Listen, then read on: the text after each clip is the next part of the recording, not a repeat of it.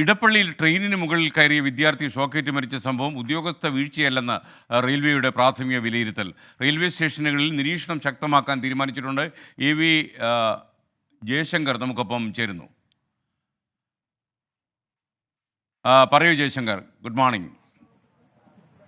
Good morning SKN. എന്തായാലും good morning SKN. കഴിഞ്ഞ ദിവസമാണ് ആ ഇടപ്പള്ളിയിൽ ഈ ട്രെയിനിന് മുകളിൽ കയറിയ യുവാവ് ഷോക്കേറ്റ് മരിക്കുന്ന ഒരു സാഹചര്യം ഉണ്ടായത്. ഇതിലാണ് നിലവിൽ ഉദ്യോഗസ്ഥർക്ക്, ഈ റെയിൽവേ സ്റ്റേഷനിലെ ഉദ്യോഗസ്ഥർക്ക് സംഭവവുമായി ബന്ധപ്പെട്ട ഒരു തരത്തിലുള്ള വീഴ്ചയും സംഭവിച്ചിട്ടില്ലെന്ന റെയിൽവേയുടെ പ്രാഥമിക റിപ്പോർട്ട് പുറത്തു വരുന്നത്. ആ റെയിൽവേയുടെ വിലയിരുത്തൽ റെയിൽവേ ഉദ്യോഗസ്ഥർ അറിയാതെ അവരുടെ നിരീക്ഷണം മറികടന്നുകൊണ്ടാണ് ഈ യുവാവ് ഇത്തരത്തിൽ ട്രെയിനിന്റെ മുകളിൽ കയറുന്ന ഒരു സാഹചര്യം ഉണ്ടായത്. എന്തായാലും ഈ സംഭവത്തെക്കുറിച്ച് RPF അന്വേഷണം നടത്തും. ഈ അന്വേഷണം റിപ്പോർട്ടിന്റെ കൂടി അടിസ്ഥാനത്തിലായിരിക്കും റെയിൽവേ ഈ വിഷയവുമായി ബന്ധപ്പെട്ട നടപടികൾ സ്വീകരിക്കും. ഒപ്പം തന്നെ ഈ ട്രെയിനുമായി ബന്ധപ്പെട്ട ഇത്തരം ട്രെയിനിന് മുകളിൽ കയറുന്ന സംഭവങ്ങളെല്ലാം ആവർത്തിക്കുന്ന ഒരു സാഹചര്യത്തിൽ ഇതിന്റെ വൈദ്യുതി ലൈനുമായി ബന്ധപ്പെട്ട പൊതുജനങ്ങൾക്ക് ബോധവൽക്കരണം നൽകാനും റെയിൽവേ നിലവിൽ തീരുമാനിച്ചിട്ടുണ്ട്.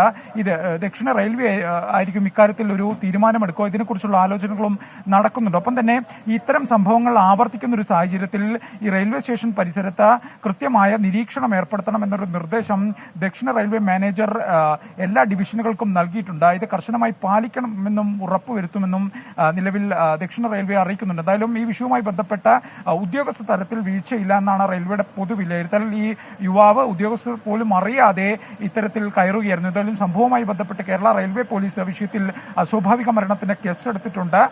ഈ റീൽ ഉൾപ്പെടെ ചിത്രീകരിക്കുന്നതിന്റെ ഭാഗമായി കഴിഞ്ഞ കുറെ ആഴ്ചകളായി ഇത്തരത്തിൽ പല മരണങ്ങൾ ഈ ട്രെയിനിന് മുകളിൽ കയറി ഇലക്ട്രിക് ഷോക്ക് അടിച്ചുകൊണ്ടുണ്ടാകുന്ന ഒരു സാഹചര്യമുണ്ട്. അതുകൊണ്ട് തന്നെ ഈ വിഷയത്തെ റെയിൽവേയും വളരെ ഗൗരവത്തോടു കൂടി എടുത്തുകൊണ്ടുള്ള നടപടികളാണ് സ്വീകരിക്കുന്നത്. Okay, thank you. AV Jaishankar തിരുവനന്തപുരത്ത് നമുക്കൊപ്പം ചേരുകയായിരുന്നു.